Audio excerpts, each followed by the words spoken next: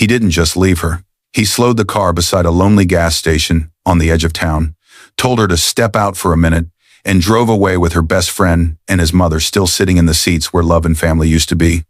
That afternoon, Elena Marin, 7 months pregnant, tired, and trying to pretend everything was fine, thought they were going for a short drive to clear their minds and maybe talk things through. She trusted her husband, Marcus. She trusted her best friend, Talia. She had spent 5 years trying to earn the approval of his mother, Sylvia, no matter how cold the woman stayed.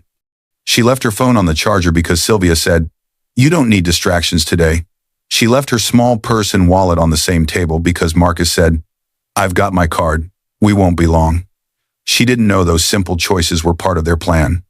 When Elena stepped out of the car and felt Sylvia's fingers unclip her seatbelt for the first time in years, when she saw Talia avoid her eyes, when the tires kicked dust into her face as the car sped off and disappeared down the empty road, something inside her cracked in a way that would never go back to what it was. They thought they had erased her. No phone, no wallet, no easy way home. Just a silent gas station, a shocked clerk watching from the window, and a pregnant woman holding her belly and whispering, "Why?" Marcus thought his life would be easier without her. Talia thought she had finally won. Sylvia thought she had cleared the family name of someone not good enough. What none of them knew was this. The woman they threw away had a secret, even she hadn't fully opened yet. A sealed letter from her grandfather's lawyers waiting on the living room table at home, and a legacy timed to release on the very birthday she thought everyone had forgotten. This isn't just a story about being abandoned. It's about what happens when the people who betray you discover you were never as weak or as poor as they hoped. Dear viewers, thank you for being here. If you watch without subscribing, it's like letting Elena's voice fade back into silence. When you click that button, you stand with every woman left behind and every quiet soul who chose to rise. Please, subscribe now, and in the comments, tell me where you're watching from. The sound of a drawer slamming echoed through the quiet house, sharp, sudden, intense before the scene softened into its usual calm. Elena Marin, 29 years old, 7 months pregnant, stood alone in the living room, one hand on her belly, the other steadying a stack of unpaid bills she had been sorting since morning. She was the kind of woman everyone leaned on without thinking, the steady heart of her family, the quiet helper no one ever thanked out loud. Her 30th birthday was tomorrow. There was no cake, no balloons, no surprise, just envelopes, due dates, and a baby's tiny clothes folded on the couch. There was no cake, no balloons, no surprise. Just envelopes, due dates, and a baby's tiny clothes folded on the couch. She hadn't even reminded anyone. Habit taught her to downplay her own needs. Elena had lived her whole life believing in duty. Her grandfather had raised her after her parents passed away when she was young, and though she rarely talked about it, he was the only person who ever taught her unconditional love. The house she lived in now wasn't technically hers. It was in her husband Marcus's name. Elena never cared for property or status. She only cared about building a peaceful life, something gentle enough for her future daughter to grow inside. Her grandfather's old belongings still sat in a single wooden box in her bedroom closet, his pocket watch, his letters, and a few documents she never opened because she couldn't bear to stir memories that still hurt. She owned nothing valuable, not in the way people counted wealth, but she carried a quiet richness, patience, warmth, and a loyalty that once made her best friend Talia call her the safest place on earth. Now, as Elena folded a tiny pink baby shirt, she smiled to herself. "She'll be here soon," she whispered. The child was her anchor, her joy, her reason to endure anything. Marcus Marin, her husband of 5 years, entered the room just then. He was 32, polished, confident, and once the man who made her feel chosen. Lately, though, something had changed in him. He spoke less. He stayed out more. His phone never left his pocket anymore. Elena stepped closer, lifting her face for a simple kiss. For years, that movement had been automatic between them. This time Marcus leaned back slightly, as if even that small closeness was too much. "I need to shower," he muttered, eyes already shifting away as he walked toward the hallway. The rejection landed softly but painfully. Elena blinked, covering the sting with a small smile he never turned to see. Before she could process the moment, another voice called from the hallway. "Elena, honey, I can't read these labels. My eyes are too tired." Sylvia Marin. Marcus's mother, 62, sharp-tongued and sharp-eyed, sat at the kitchen table with her weekly medication spread out. Sylvia never liked Elena, though she never said it directly. Her tone always carried quiet judgment, like Elena wasn't good enough, organized enough, or strong enough. Elena calmly sat beside her. "Don't worry, I'll sort them." "You always do," Sylvia replied. Not as praise but as expectation. As Elena sorted pill bottles into neat trays, labels and times memorized from habit, a familiar voice floated in from the front door. "Lena, are you busy?" Talia Reed stepped inside. 29, Elena's childhood best friend, the one who slept over when she was grieving, the one who celebrated every milestone with her. Months earlier, during the pregnancy announcement, Talia had squeezed Elena's hand with tears in her eyes, saying, "You deserve all the love in the world." That memory flickered now, sweet but slightly distant, as if belonging to a different life. Elena smiled warmly. "Just finishing up here. Come in." Talia walked into the kitchen, her perfume arriving before her footsteps. Sylvia didn't greet her with surprise. Instead, their eyes met for a fraction of a second. A small, tight glance shared between them, quick enough to miss, but loaded enough to bruise if noticed. Something in Elena's chest tightened, though she didn't yet understand why. Talia's grin was too bright. "Thought I'd drop by, check on you and the baby. You know I can't stay away." Elena felt grateful, though a small part of her wondered why Talia had been visiting Marcus's mother so often lately, especially on days when Elena was out at her prenatal classes. She brushed the thought away. Loyalty came naturally to her. Suspicion did not. After helping Sylvia finish, Elena returned to the living room to put away mail. As she separated junk from bills, her fingers brushed across a thick white envelope sealed with gold lettering, Ellison and Pierce Legal. Her heart skipped. Her grandfather's estate lawyers. She turned the envelope over. Her name was written clearly, her current address correct. A small printed line in the corner read, "Time-sensitive documents enclosed." Elena didn't open it. She believed, as always, that it was about property taxes or leftover paperwork she didn't have the energy to face. Birthdays, lawyers, money, it all felt heavy. He was gone. No envelope could bring him back. "Not today," she whispered, sliding it beneath the stack of bills on the small living room table.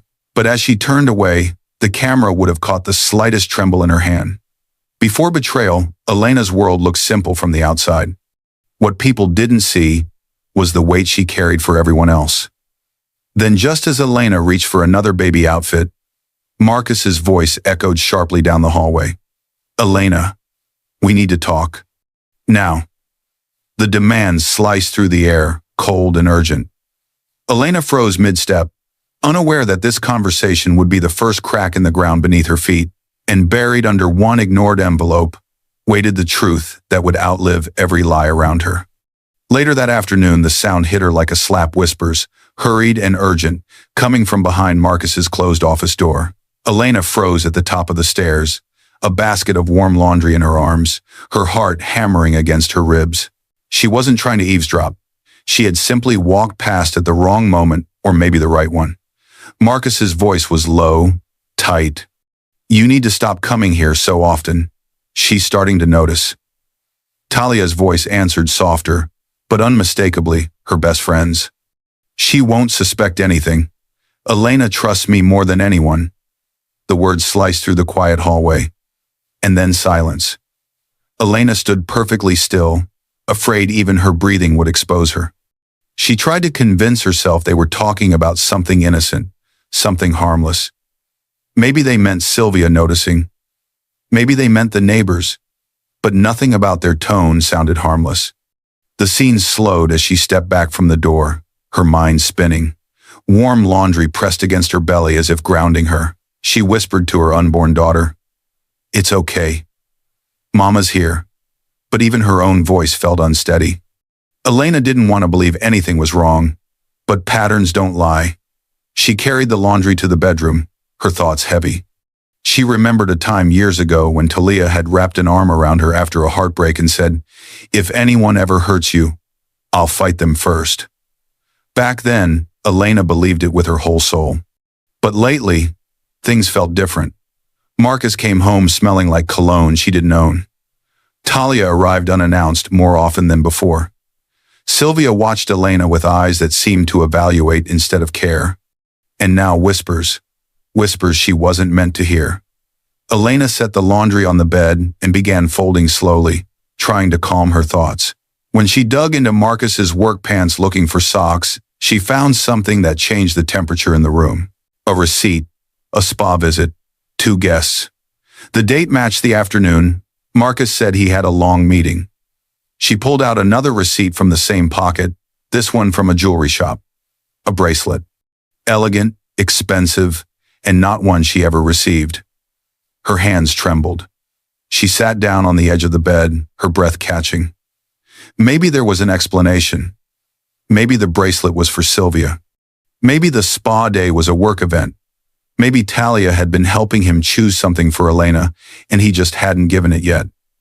She tried to force these thoughts to make sense, but her heart argued back. If the gift was for her, he would have given it to her. If the spa trip was for work, why hide the receipt? The ceiling felt heavy above her. The room felt too quiet. Her baby kicked gently inside her, as if asking what was wrong. Elena whispered, "I don't know." Later that afternoon, she stepped outside to check the mailbox, hoping fresh air would clear her mind. That's when a familiar voice called from across the driveway. "Afternoon, Elena." Karen Willis, their friendly neighbor in her early 40s, waved while watering her flowers. Karen was talkative and kind, the sort of woman who noticed details without trying.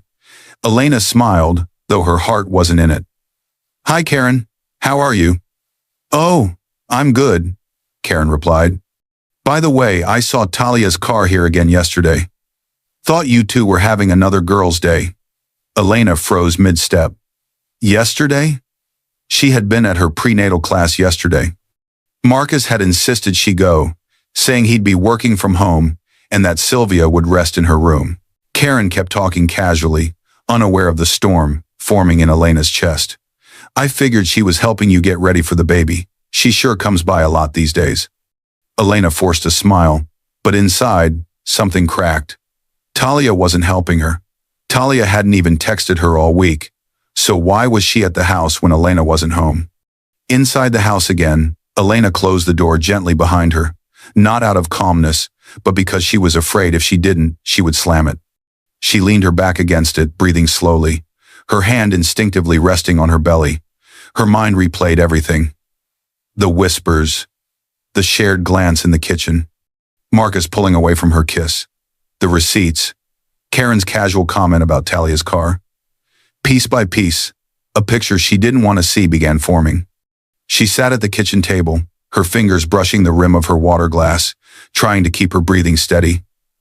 "Why would my best friend be here when I wasn't?" she whispered. Her reflection in the glass looked unfamiliar, worried, shaken, almost afraid of her own thoughts. Suspicion begins as a whisper, but truth always speaks louder. Elena stood up slowly, realizing she could no longer ignore the signs. Something was happening around her, something she wasn't being told. Just then, a soft beep came from Marcus's office, a familiar electronic click as the door lock disengaged. Footsteps followed. Marcus was coming out. Elena straightened instinctively, and the office door opened. But it wasn't Marcus who stepped out. It was Talia. Her hand still on the doorknob. Talia froze when she saw Elena standing there. "Elena," she said quickly, forcing a thin smile. "I was just helping Marcus with some files for his mom." She got confused with her paperwork again. Before Elena could answer, Talia slipped past her toward the stairs, the office door closing softly behind her with a quiet click. Some alliances are not formed overnight, but they leave footprints if you know where to look. The argument started the second the office door latched shut behind Talia. Marcus's voice exploded inside the room, sharp, angry, full of pressure. "You can't just walk out there like that, Talia. She was right there. She saw you." The intensity hit the air like thunder.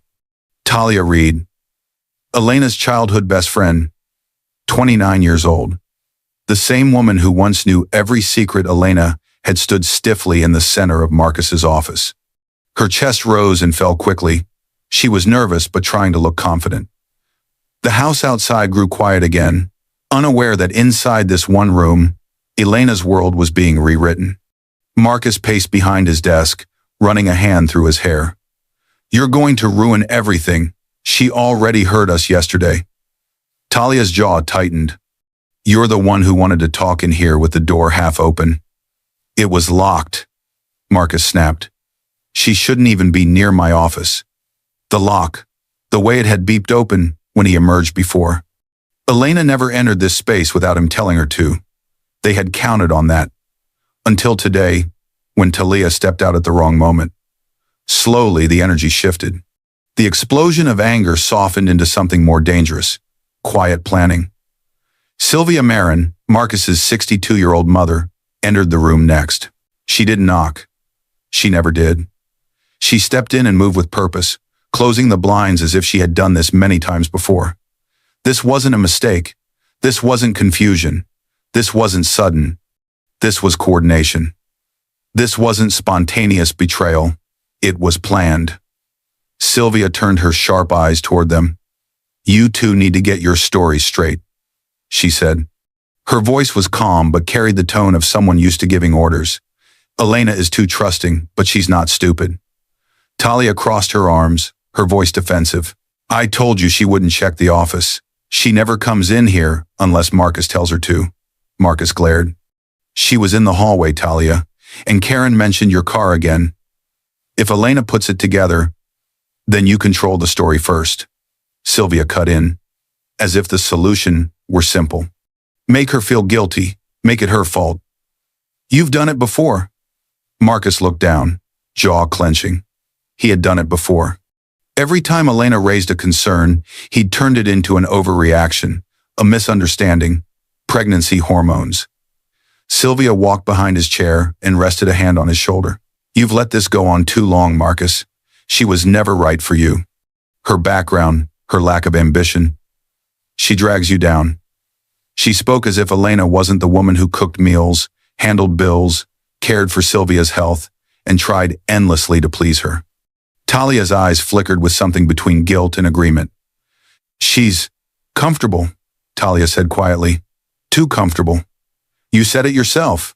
Marcus exhaled shakily. I feel trapped, Mom. Elena doesn't understand me anymore. She's focused on the baby, on routine, on everything except us."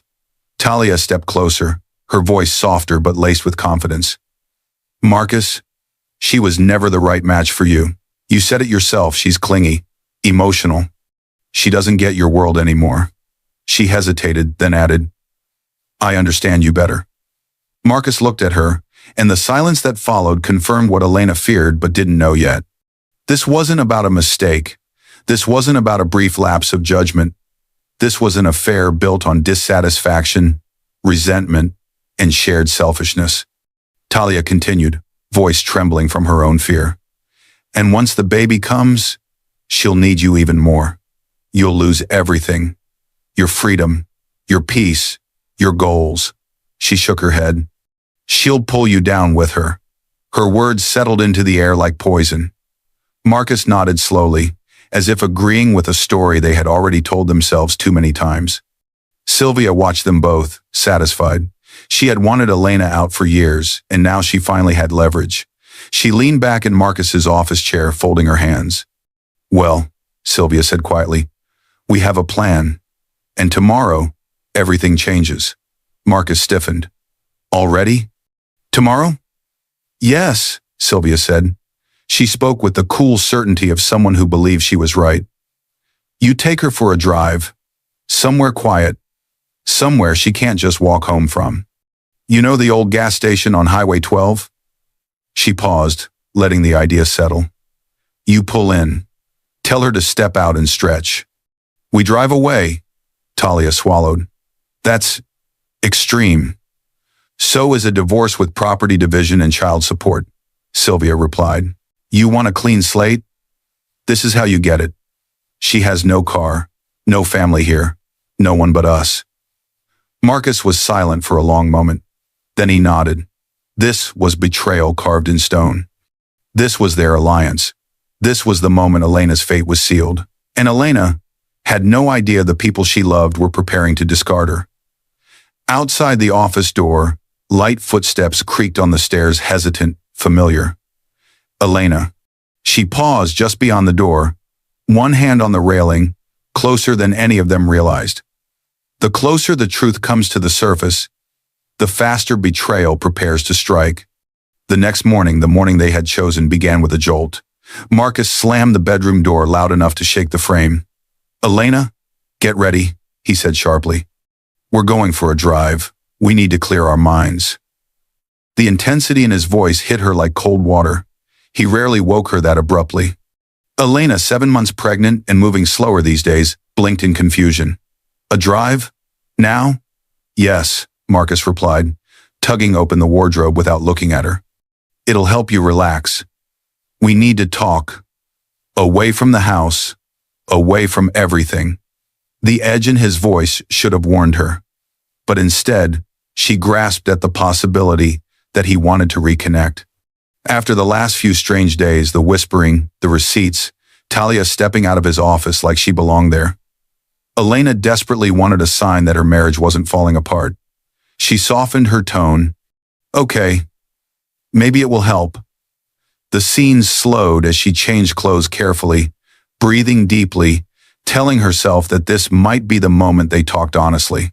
Maybe Marcus was ready to explain. Maybe he wanted to fix the distance between them. Maybe she was overthinking. She touched her belly. "Maybe this will be good for us," she whispered to her unborn daughter, wanting the words to be true. When she stepped into the living room, Talia was already standing near the door, bright smile plastered on her face. Talia, her best friend, the woman she trusted, looked completely at ease, as if early morning surprise drives were normal. "Talia?" Elena asked softly. "You're coming too?" Talia nodded, brushing imaginary dust off her jacket. "Of course," Marcus said. "You've been stressed.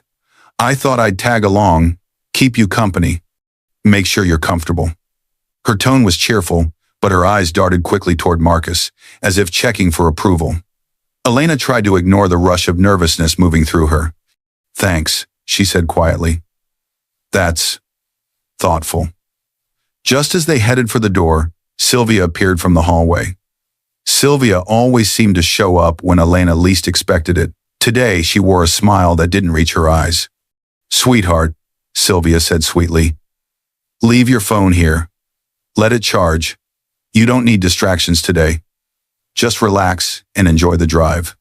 This was out of character. Sylvia never reminded her to rest. She never suggested Elena switch off. She barely cared if Elena sat down during the day. A quiet alarm rang in Elena's mind. "I'll just put it in my bag," Elena began. Marcus cut in quickly. "No, leave the bag too. We're not going far, and I've got my wallet. You don't need to carry extra weight in your condition." His words sounded caring on the surface, but something colder hid underneath.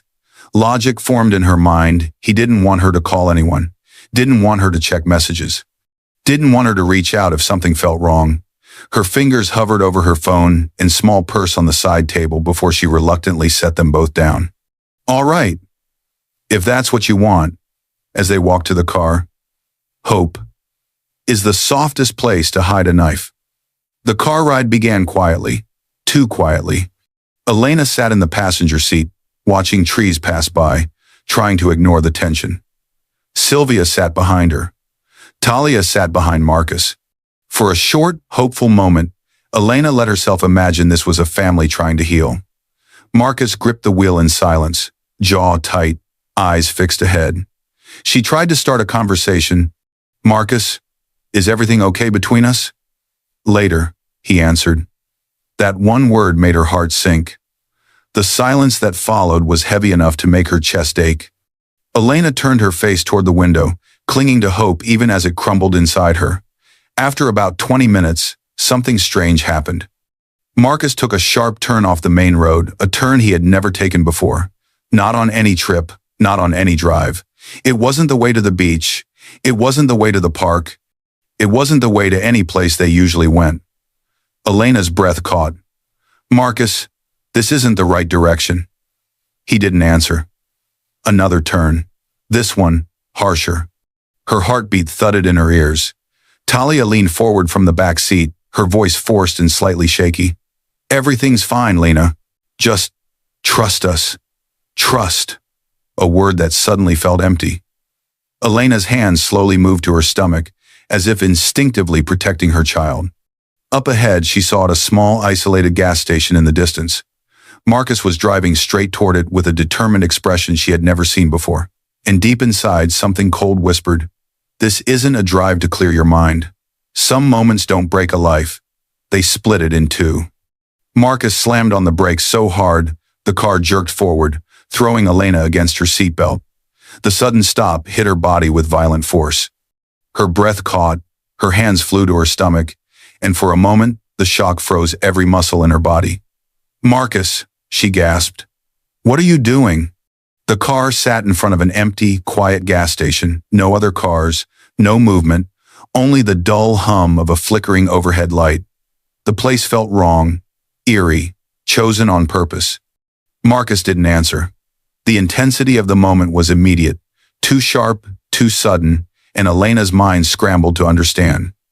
Slowly, the scene softened into a chilling quiet. The engine hummed. Wind brushed against the windows. The emptiness around them felt like a warning. Elena turned her head toward Marcus, searching for his eyes, for reassurance, for anything familiar. But his face was cold stone. He finally spoke, but not with comfort. "Step out for a minute. Stretch your legs. You've been sitting too long." His tone was flat, practiced.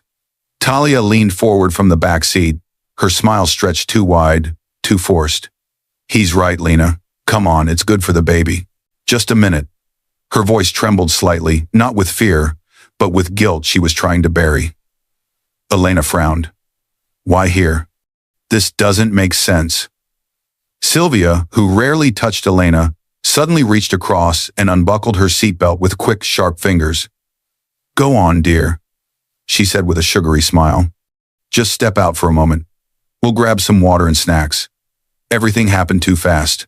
Before Elena could protest, the car door swung open beside her, letting in a cold breeze that prickled her skin. Her heart pounded. Her baby shifted anxiously inside her belly. This wasn't right. This wasn't safe. This wasn't normal. Still, she stepped out slowly, one hand gripping the doorframe, the other wrapping protectively around her stomach. She trusted too much. She wanted too badly to believe she was overthinking. The gravel beneath her shoes felt unstable. The air felt heavier than before. It takes only 15 seconds to end a life someone worked years to build. Elena turned back toward the car, confused and scared. "Marcus? What's happening?"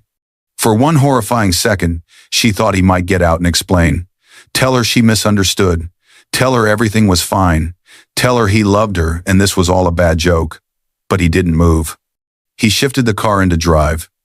Talia avoided Elena's eyes, staring straight ahead. Sylvia pressed her lips together, watching like someone waiting for a performance to end. And then, the car lurched forward. "Marcus!" Elena cried, stepping toward it instinctively, her hands reaching out. "Marcus, wait!" Her voice broke, cracking under the weight of disbelief. But the car accelerated. Dust kicked up behind the tires, gravel sprayed. The sound of the engine grew smaller and smaller. Within seconds, they were gone. Elena stood alone in the stillness, her breath trembling, her arms clinging to her stomach as if shielding the only remaining part of her world. The silence screamed louder than the engine. Her knees wobbled. She blinked rapidly, hoping she was still asleep in her bed at home, that this was some cruel dream she would wake from. But reality stayed. Reality burned. Her phone was on the living room table. Her wallet and ID were in her purse beside it. Her husband, her best friend, and her mother-in-law had driven away in the only car she had access to. She took one small shaky step forward, staring at the empty road where the car disappeared. Her voice came out as a whisper, fragile and breaking. "Why?" There was no answer. Not from Marcus. Not from Talia. Not from Sylvia. But someone had seen. Inside the small gas station booth stood Rosa Alvarez, a gas station clerk in her mid-40s. Rosa had been sweeping the floor when she witnessed the entire moment, the car pulling in, the confusion on the pregnant woman's face, and then the sudden abandonment. Rosa pressed a hand to the glass, her expression filled with shock and worry. Moments later, she hurried outside. "Are you okay?" she called out gently. Her voice traveled across the cold air like the first sign of human warmth. Rosa didn't know it yet, but she would become an important witness, an anchor of truth in the storm, waiting to unfold. Elena didn't answer right away. She couldn't. Her throat was tight, her thoughts tangled, her heart shattered into too many pieces to gather. She looked down at her belly. Her baby kicked softly, as if sensing her distress. Her grandfather's voice echoed in her memory, an 11-year-old Elena sitting on his lap as he pressed a gold pocket watch into her hand. Flashback insert. "You're stronger than you know," he had whispered. Tears pooled in her eyes, not because she believed those words, but because she desperately needed them to be true. Rosa stepped closer, speaking calmly. "Listen, I saw what happened. I saw their license plate. You're not crazy. You're not imagining this. They left you." The pain pulsed through Elena, but beneath the pain grew something else. A spark, a shift. The first breath of a woman who had nothing left to lose. But betrayal wasn't her ending. It was her beginning. A car approached in the distance, slow, unfamiliar, its headlights creeping closer, forcing Elena to take a step back. Unsure if this stranger would be her rescue or another danger. Sometimes the next chapter begins with the opening of an envelope you were never meant to ignore. The same car that had pulled up to the gas station screeched to a stop in front of Elena's house, and the sudden motion jolted her forward. "Careful," the driver said, reaching out as she steadied herself. He was a middle-aged man named Paul, someone who had simply seen a pregnant woman standing alone at a gas station and couldn't drive past without helping. He didn't ask many questions. He didn't need to. The fear in Elena's eyes told him enough. The intensity of the ride home lingered as she stepped out of the car. Her legs trembled, her breath uneven. She thanked Paul with a shaky voice. "Thank you for stopping. I don't know what I would have done." He gave her a sympathetic nod. "You take care of yourself, all right? If you need to call someone, go inside and use your phone. You're not alone." Then he drove off, leaving her standing in front of the house where everything had fallen apart just hours earlier. The door felt heavier than usual as she pushed it open. The quiet inside was suffocating. No voices, no warmth, no explanation waiting for her. No one was home. Marcus's car wasn't in the driveway. Talia's car was gone. Sylvia's room door stood slightly open, the bed made. For a brief second, Elena realized something. They hadn't just left her at the gas station. They had walked back into their lives without her. Slowly, her panic softened into a numb kind of stillness. She walked into the living room. On the small table by the couch sat exactly what she had left behind that morning. Her phone on the charger, her small purse with her wallet inside, and the stack of mail she'd been sorting before the drive. The familiar envelope caught her eye again, Ellison and Pierce Legal. Her fingers hovered above it, shaking. She had ignored it before. She thought it was about taxes or leftover paperwork she didn't have energy for. But after what happened today, she couldn't ignore anything anymore. The same letter she dismissed now held her future. She tore it open with trembling hands. A formal document slid out. Her eyes skimmed over the printed lines, words blurring until one sentence snapped into focus. "Notification of inheritance release, effective on your 30th birthday." Her breath caught. Her 30th birthday was today. Her heart thudded loudly, drowning out the world around her. A phone number was printed at the bottom. With her cell still charging and untouched, she grabbed the old landline on the side table and dialed. The line rang once, twice. Then a steady, calm voice answered. "This is attorney Lydia Chen." Elena swallowed hard. "My name is Elena Marin. I received a notice from your office about my grandfather." There was a small pause, papers shuffling. Then Lydia replied, her tone gentle but firm. "Ah, yes. I've been expecting your call." My call?" Elena whispered. "Yes," Lydia said. Your grandfather left instructions that we contact you immediately on the day you turned 30, but only after you reached out first. He wanted this to be your decision, your moment. Elena shut her eyes as emotion built inside her. Her grandfather, her only real family, had always believed in her. Even after his passing, he still cared enough to plan for her future. A soft montage flickered through her mind. Him teaching her to fish at a quiet lake. His warm laugh as she proudly showed him her first catch. Him tying her shoelaces when she was too small to reach. Him handing her a gold pocket watch and whispering, "You're stronger than you know." Her throat tightened. Tears blurred her vision. "What did he leave me?" she whispered. Lydia's voice remained calm but carried weight. Everything he owned, his full estate, properties, accounts, investments. All of it. Elena's lips parted in disbelief. All of it? Yes, Lydia confirmed. You are now the sole heir. The inheritance vests today. We've held it in trust until your 30th birthday. The room seemed to tilt as the truth settled over her. She wasn't powerless. She wasn't abandoned without support. Her grandfather had given her more protection than she ever realized. This betrayal today, this emptiness, it didn't have to define her next steps. She placed a hand on her belly, breathing deeper, slower, steadier. Her baby kicked gently, as if sensing the shift in her spirit. She didn't rise with rage. She rose with strategy, Lydia continued. I suggest we meet as soon as possible. Tomorrow morning, if you're able. There is a great deal to discuss your rights, the estate, and how to secure yourself and your child. Elena nodded, wiping her tears. Yes, I'll be there. She hung up the phone. For the first time that day, she stood tall. The same house that witnessed her abandonment had also just watched her claim a new beginning. Her gaze drifted toward Marcus's office door, half open, dark, waiting. She felt something pull her forward, some quiet intuition telling her the truth in this house wasn't finished revealing itself. She stepped toward it. Behind closed doors, secrets don't stay quiet forever. Elena burst into Marcus's office with such force that the door slammed against the wall. The sound echoed through the house, sharp, angry, alive.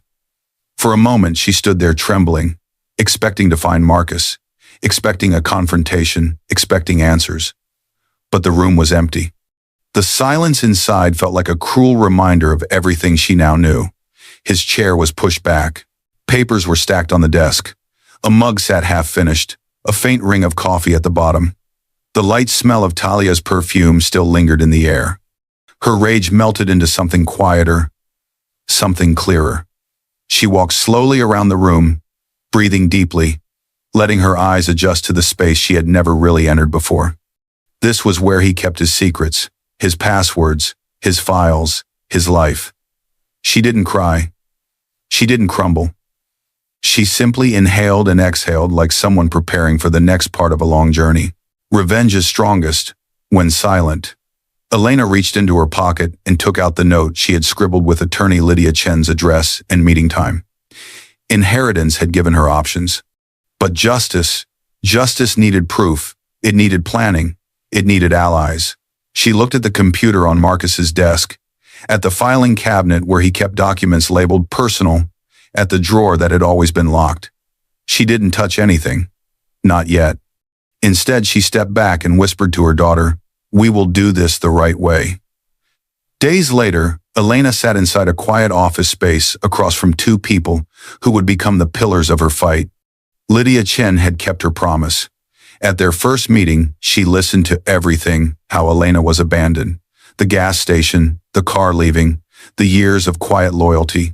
Lydia had then referred her to two trusted professionals. Now those two sat across from Elena. Victor Hale, early 40s, private investigator, calm eyes and steady posture, introduced himself first. "Mrs. Marin, I'm here to help you gather every piece of evidence. Nothing will be left unclear." Next was attorney Donovan Pierce, mid-30s, sharp-minded and direct. He worked in the same Ellison and Pierce network as Lydia, but specialized in family law. "Elena," he said gently, "you're not alone anymore. We'll handle this one step at a time." Elena nodded, fingers interlocked tightly on her lap. Her heart was still bruised, but her mind sharp now was awake. The security of her grandfather's inheritance had allowed her to sit here without worrying about the cost of help. Rosa Alvarez, the gas station clerk, sat beside her. Rosa had driven into town to give her statement. Her kindness that day had become something bigger now. A witness willing to stand for truth. Victor leaned forward, clicking a button on his small remote. A screen lit up on the wall. "First," he said, "we pulled the gas station camera footage. It took a few days and a warrant, but we have it." On the screen appeared the exact moment Elena stepped out of the car. The truth played in silent, painful clarity. The confusion on her face, the car speeding away, her hands clutching her stomach. Rosa lowered her eyes, whispering, "I'm so sorry you went through that." Elena swallowed hard but kept watching, letting the pain strengthen her instead of weaken her. Victor clicked again. Next, the GPS logs from Marcus's car, obtained through a subpoena. His car stopped at that station for exactly 45 seconds. The speed right after? Well above the limit. Elena's stomach twisted. He clicked again. Then we obtained the text messages between Marcus and Talia. Lines of betrayal filled the screen, plans, excuses, whispers about getting rid of her before the baby complicates things, and references to Sylvia's support. Elena's eyes burned, but she stayed firm. Donovan wrote notes as Victor continued.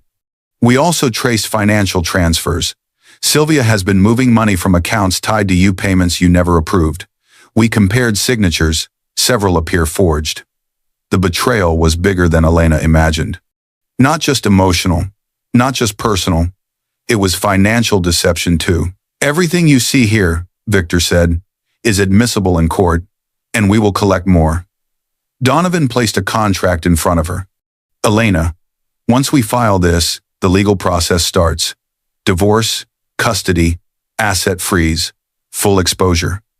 Elena hesitated, not from fear, but from the gravity of what this moment meant. She wasn't just surviving anymore, she was taking control. Slowly she signed her name. Her signature wasn't shaky, it was strong. Victor gave a small nod of respect. "We've already started digging through Marcus's records. If there's anything else he's hiding, we'll find it." Rosa squeezed Elena's hand. "You deserve better. I'll testify. I saw everything." Elena felt warmth in her chest, proof that kindness still existed somewhere in her world. Donovan leaned back, studying the piles of evidence. "Elena," he said with a tone both calm and serious, "this won't just win in court. This will ruin them." Elena closed her eyes for a moment and breathed, her baby kicking softly as if sensing her new strength. Just as she stood to leave, Victor looked up from his laptop, confusion flashing across his face. "Elena, there's something else in Marcus's records, something big." He turned the screen toward her, and her whole body tensed. On the screen was a recently approved life insurance policy in her name, taken out months ago. The beneficiary? Marcus. The payout? More than enough to cover his debts and build a new life, without her. Sometimes the truth doesn't just set you free. It proves someone was willing to profit from your disappearance. Weeks later, the gavel slammed against wood, with such force it echoed like thunder. Everyone in the courtroom flinched except Elena. She sat straight, steady, composed, nothing like the abandoned woman who had stood crying at a gas station weeks earlier. Today, she wore quiet strength like armor. Her hands rested gently on her pregnant belly, a reminder of what she was fighting for. Marcus Marin, her husband, stood beside his attorney at the opposite table. His face was pale, his jaw tight. Gone was the confidence he always carried. Today he looked cornered. Next to him sat Talia Reed, Elena's former best friend, dressed in trembling guilt. She kept her eyes down, unable or unwilling to meet Elena's gaze, and beside them, stiff and furious like a shaken hive, sat Sylvia Marin, Marcus's mother. She held her purse tightly in her lap, her lips pinched with frustration. She never imagined she would have to defend herself in a courtroom against her own daughter-in-law. They expected a broken girl. Instead, they faced an empire. At Elena's table sat her lawyer, Donovan Pierce, sharp-suited and calm. To her left sat Rosa Alvarez, the gas station clerk, ready to testify. Behind them, Victor Hale, the private investigator, prepared the final files and exhibits. And at the front of the room, overseeing every moment with steady authority, sat Judge Marianne Torres, known for her fairness and zero tolerance for lies.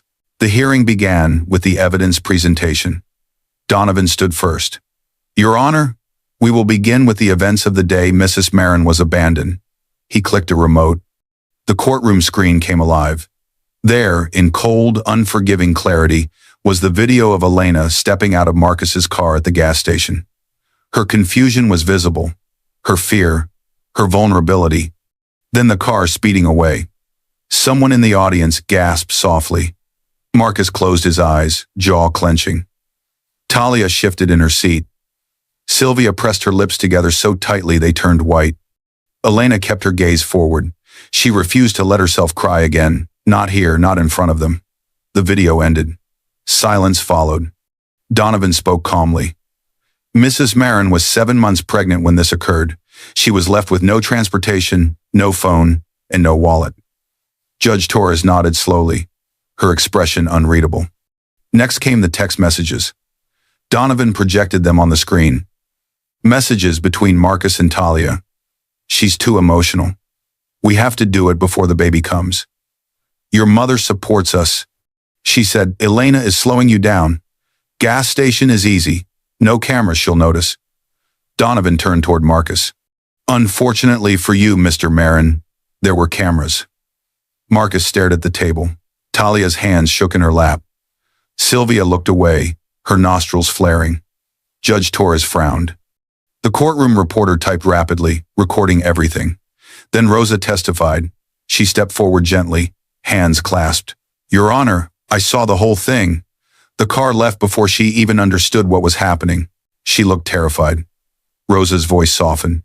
No one should be abandoned like that, especially not someone carrying a child. The courtroom murmured with sympathy. Elena felt a rush of gratitude for Rosa's bravery. Victor Hale presented the next segment, financial documents.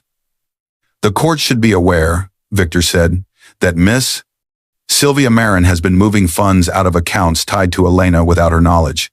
He pointed to the screen. Several transactions show forged signatures. We obtained confirmation from the bank's forensic analyst. Sylvia's head snapped up. Those accounts were for the family, Victor countered smoothly. They were in Elena's name, and she never authorized these withdrawals. Gasps filled the courtroom. Sylvia's lawyer placed a steady hand on her arm, trying to calm her. Judge Torres looked stern. Forgery is a serious accusation. Do you have proof? Victor handed forward papers. Yes. Signature comparisons, timestamps, and bank confirmations, Your Honor. Sylvia's confidence cracked into panic. Donovan nodded at Victor, then clicked to the next slide. And finally, Your Honor, we present the most disturbing document of all. On the screen appeared the life insurance policy Victor had discovered. A policy taken out in Mrs. Elena Marin's name, Donovan explained, with Mr. Marcus Marin as the sole beneficiary, applied for shortly before the planned abandonment. The coverage amount is substantial. He let the silence stretch. Combined with the deliberate act of leaving a pregnant woman at an isolated gas station, this raises serious concerns about intent and safety. Marcus's attorney shifted uncomfortably. Judge Torres's eyes hardened. Mr. Marin, did your wife know about this policy? Marcus hesitated.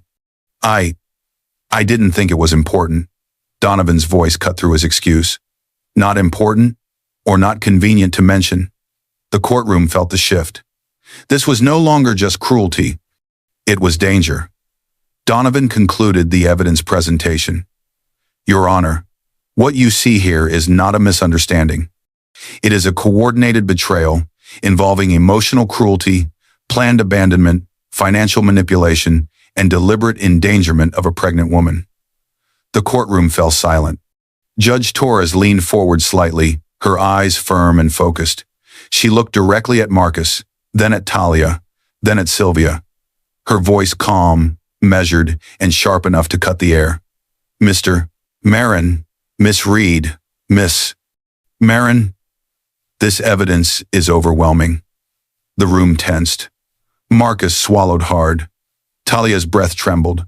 Sylvia gripped her purse as if it were the last thing keeping her from falling apart.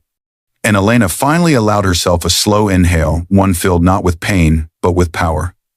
For the first time, they realized the cost of cruelty. Judge Torres lifted the final document, preparing to announce her ruling when the courtroom doors swung open behind them, and a familiar voice called Elena's name. Everyone turned. Elena froze.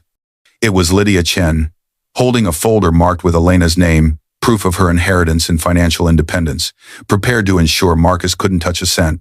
Sometimes the greatest downfall begins when the world sees exactly who you tried to destroy.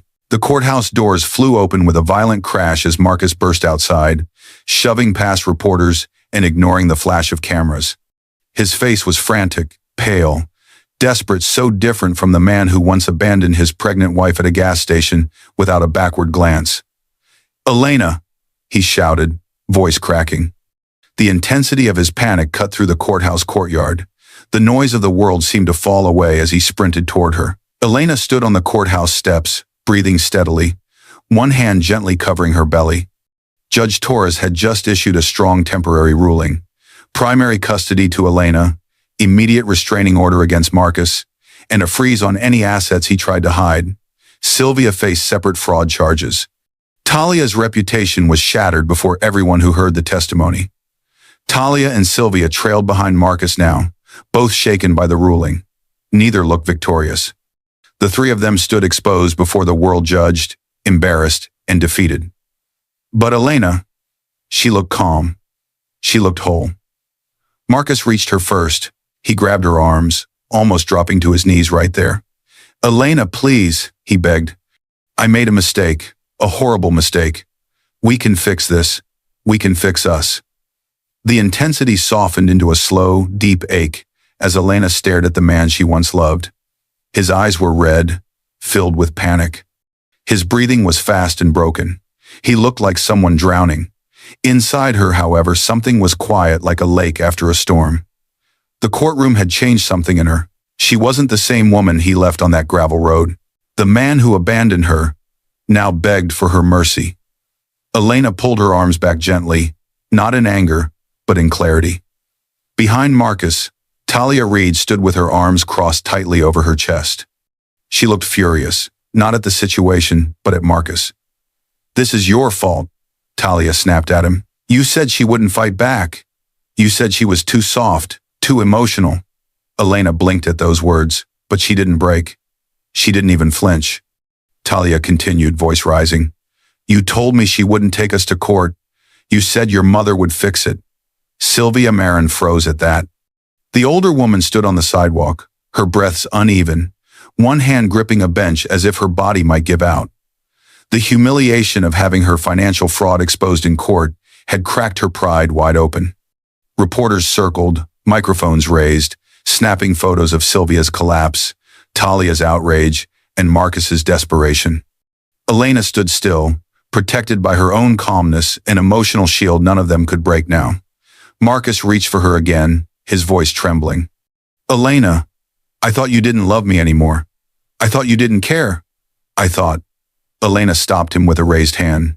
She finally spoke, her voice soft but steady, like steel wrapped in silk. "You walked away first." The words didn't shout. They didn't shake. They simply ended something.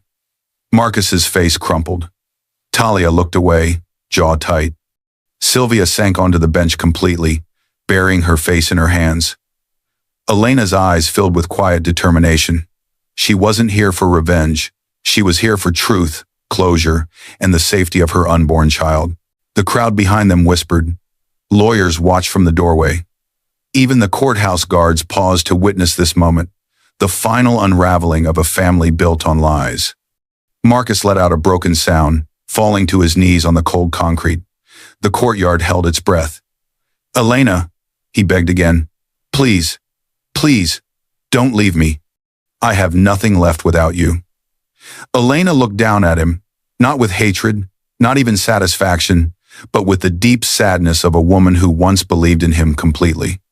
"You had everything," she said softly, "and you threw it away." Talia scoffed loudly and stormed off, heels clacking against the pavement. She didn't look back.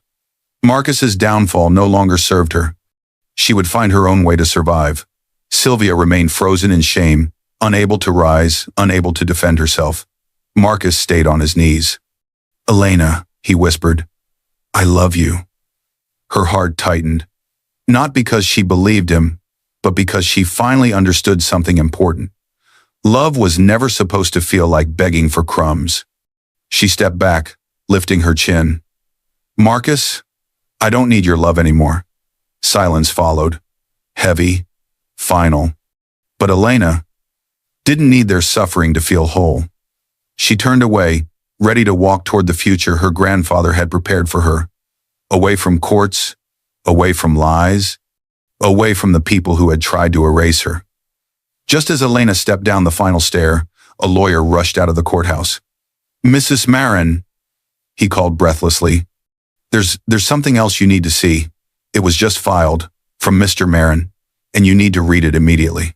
Elena froze mid-step. Marcus's head jerked up in shock. Talia stopped walking away. Sylvia slowly lifted her tear-streaked face. The lawyer held out a document. "It's an emergency petition. He's asking the court to challenge your inheritance and claim joint control, arguing you're emotionally unstable and can't manage it alone." Elena's eyes narrowed, not in fear, but in tired disbelief. Of course he would make one last desperate move.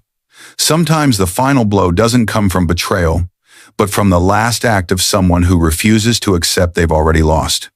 The newborn's cry broke through the quiet room like a sudden burst of life. Months had passed since the courthouse steps. Marcus's emergency petition had been denied. Judge Torres rejected his request to touch her inheritance or control her finances, citing the evidence of his abuse and abandonment. The divorce process was underway. Protective orders remained in place. Elena had not seen him since. Now Elena clutched her daughter close to her chest, breath trembling not from fear, but from the overwhelming realization that she had reached the end of a storm and stepped into the beginning of a new world. The intensity of the moment washed over her, strong enough to make her knees weak. She stood inside her grandfather's restored estate, a large, peaceful home filled with sunlight and warm wooden floors. Renovations had finished only weeks before the birth. Fresh paint, open windows, a nursery made with care. Everything here felt like safety, like healing. The child in her arms cried again, softer this time. Elena rocked gently, whispering, "It's okay. Mama's here. You're home now." Her voice calmed the baby instantly. Slowly, the intensity faded into a soft, reflective, quiet. Elena walked to the window, looking out at the long driveway lined with tall trees her grandfather planted years before she was born. She felt him everywhere here, in the walls, in the land, in the way sunlight filtered through the leaves, exactly the way it had during her childhood. She wasn't saved by money. She was saved by the truth that she was worth more than the people who failed her. Behind her, footsteps approached. Attorney Lydia Chen, dressed in her usual calm professionalism, stepped into the nursery doorway. "She's beautiful," she said softly. "Your grandfather would have loved her." Elena smiled. "I hope she grows up with his strength." "She already has yours," Lydia replied. They shared a quiet moment, both knowing the journey that had brought Elena here. Betrayal, abandonment, court battles, a desperate last petition, unexpected inheritance, and now a child who represented everything pure and new. Lydia handed her a set of final documents. "These close the last of the estate transfers.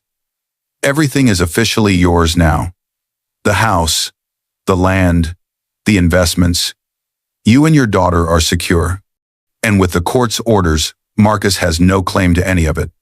Elena thanked her, though gratitude felt small compared to the relief she felt inside. She no longer carried fear, no longer carried doubt, no longer carried the weight of people who never valued her. She pressed her lips gently against her daughter's forehead. "Baby girl," she whispered, "we're free." She stepped into the living room, sunlight warming her skin. Everything here felt like a promise, a life built on truth, strength, and self-worth. A life where no one could abandon her again. Her daughter's tiny hand reached up suddenly, gripping Elena's finger with surprising strength. Elena smiled, eyes soft with pride. Sometimes, being abandoned is how you discover where you truly belong.